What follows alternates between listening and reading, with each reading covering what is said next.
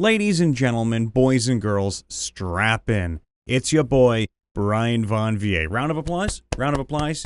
No? Okay. Well, either way, we're going to be discussing DMs doing the right thing. Last time we were talking about DMs doing the wrong thing, DMing gone wrong. But today, let's hear your stories of DMing done right. And if you, listening in at home right now, have a story to tell, put it in the comments below. Subscribe. Do so. Dusimo. Trust me, you won't regret it. And we read every single one of them. Now let's begin, shall we? When a DM listens to you and how you want the sessions to go. For example, once upon a time, I said I wanted to build a character around crafting. So he worked with me. And we compromised on some of the rulings about crafting, nerfing things that he thought were too powerful, and buffing some things that needed improvement. Things like that set good DMs apart from your average DM. DMing done right is building a world with the players that feels real. A DM's job is not to just educate the rules, but to facilitate storytelling. When the world feels real and the players can immerse themselves in it, it lets the story shine. Nothing feels out of place, and when the DM gives you hints about little details, just enough to make you wonder what's happening. It's when everyone gets a chance to shine and do funny, dark, and crazy stuff. When you both laugh and cry in the same session. When you're allowed to express yourself in your sessions, and your DM just seamlessly threads things into the story without feeling forced. All things that make the game that much better all around. I've had the good fortune of encountering two really great DMs. The first one is the more recent one of the two. I've always had bad luck looking for new games outside my usual D&D group. It's not that the games are bad or anything, it's mostly that they just never happen at all. We'll have a session, maybe two, and that's it. So when I saw this particular game post on the MrRipper LFG Discord, I was nervous about taking a chance on it. You can find the link to that Discord in the description below. Yay, fun fact. But something about the way the DM described his game hooked me in and I couldn't shake it. As an added bonus, it was scheduled for a day I actually had free, and I had a character I wanted to play already lined up, as the character only lasted 3 sessions in the campaign I originally built her for. You've probably heard some of the stories about Lyra from this new campaign by now. She's great fun to play, and a big part of that is the DM. Speaking of, I messaged the DM and waited. Didn't hear back. I figured he'd found other players already and that was that. Finally, about 6 hours later, he responded. We talked about the campaign and the party. I brought him my character idea I wanted to play, and he was in. He had a whole area of his game world that fit my character, and he worked her backstory in beautifully. Before I'd been with the group for 2 sessions, I felt like my character had been there all along. He worked her in seamlessly.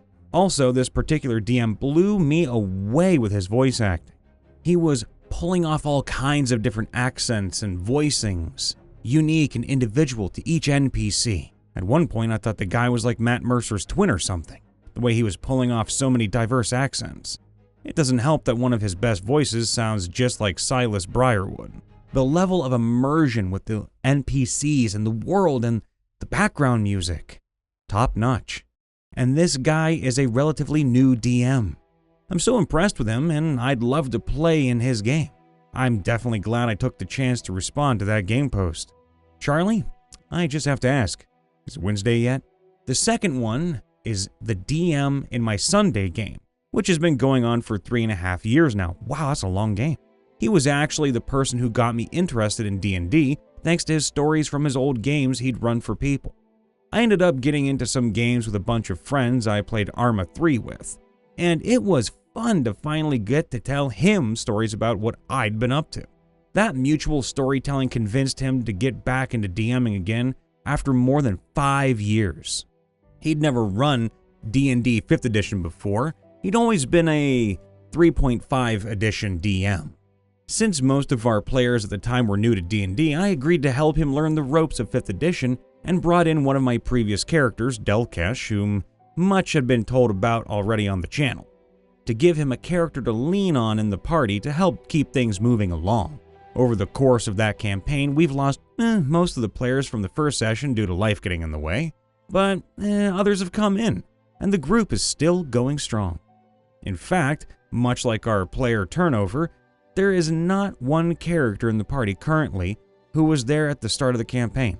Everyone currently playing either came in later, swapped out characters, had a character die, or in my case, had planned all along to play a different character once the game got past the first arc or so. But through all the turnover of players and characters, and despite all the crazy antics we've put him through, including psychically exploded undercooked ham. Yeah, don't ask, I'm asking, hello, explain it to me? He's been solid as a rock as a DM. This was definitely not what I expected when I met the guy, that was for sure. I met him through work one day, when he came into my office to do a service call on our firewall. Who knew that day would be the day I'd meet one of my best friends, and probably the best DM I ever played with. So thanks for the great games, Bill. And yes, I still owe you lunch. Wait a minute, hold on. Hey Bill, how about we both go grab lunch? And Charlie, you and me grab lunch too. I want to connect, I want to hook up with other voice actors and stuff. Hello? So after a string of really bad DMs and falling out with my long-term group, I signed up for a One Piece themed D&D game expecting little beyond an interesting premise. Then I met the group, who ended up being an amazing group of people with a great sense of humor, which is incredibly important, at least for me, since personally I play D&D to laugh and have a fun time. Hey, laughter cures the world of everything in my opinion. And for the first time when playing D&D, I could finally relax, realizing that I finally had a good DM. This DM would work with my ideas instead of forcing his own on my character, listen to my concerns about a homebrew rule he was using, and find a solution which worked for everyone, and valued players enough to reward our exploits with interesting, fun, and useful results. Oh, and when I worked with him to develop a natural and interesting method for my character to obtain a devil fruit, he worked with me to full send it, kicking off the next plot arc, all while delivering in an amazing experience which blew my best case scenario out of the water.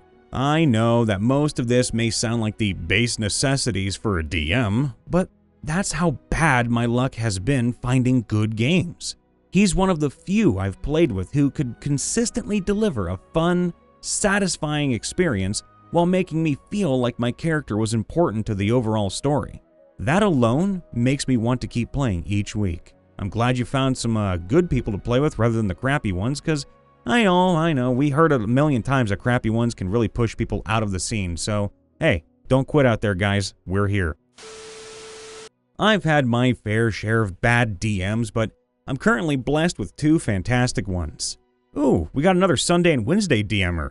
My Sunday DM is a really in-depth storyteller, and I'm often sharing tales of the chaos that happens in that game. Now, on nights when the game gets canceled, he'll join me in the group chat and just lore dump with me, and tell me all the fun things my character would know or behind-the-scenes informations about NPCs. My Wednesday DM has the most creative and curious ways of working with her players to make them feel connected to the world around them. She made sure that everyone in our party had connections with another player, but in addition to the connections we knew about, she also surprised us with connections we got to discover as the game went on. The DM who let us skip a third of the dungeon because our barbarian rolled a nat 20 at trying to open the locked door. And look, if you want to open a door, all you gotta do is push the door. If the door don't open, push it harder. Roll a nat 20. That strength check gonna help it blow it right off the hinges. My DM is one of those rare DMs who builds the story and world around our characters, or at least I've heard this is rare. Anyway, he's never run a module in his 12+ years as a DM, so everything is homebrew. He studies story crafting and tropes and is very observant of his players. We play a realistic, high fantasy game with its drama and humor, I happen to play the comedic relief in the form of a low-wisdom, reformed paladin. Cue sarcastic, sassy attitude and poor decisions. He sees how we play and what makes us tick, forming plots to tease out the best and worst in us, and to hammer our characters into shape. It has gotten dark, but also touching and wonderful. It seems like a lot of work, but the reward is worth it. All of us are engaged with the world and story, and we can't wait for the weekly sessions. Still going strong after 2.5 years. Proud of you. My DM often helps people with character creation, and he also adapts to all the crazy stuff that happens from the players' shenanigans and matching the tone of the players. He even had a personal session 0 with the new players when some joined mid-campaign. I rate my DM 10 out of 10, and hey, if you have a personal session 0 with new players just to introduce them proper, damn, you did good work.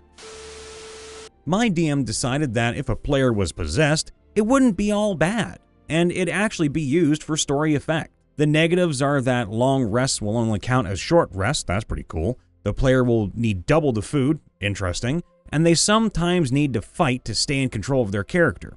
Cool. The interesting thing is that there are actually benefits, such as gaining levels in Warlock at the expense of levels in every other class, and being able to concentrate on one spell and one spell that's a first level spell or cantrip. It's actually really cool, as the character originally was a cleric who decided to find truths.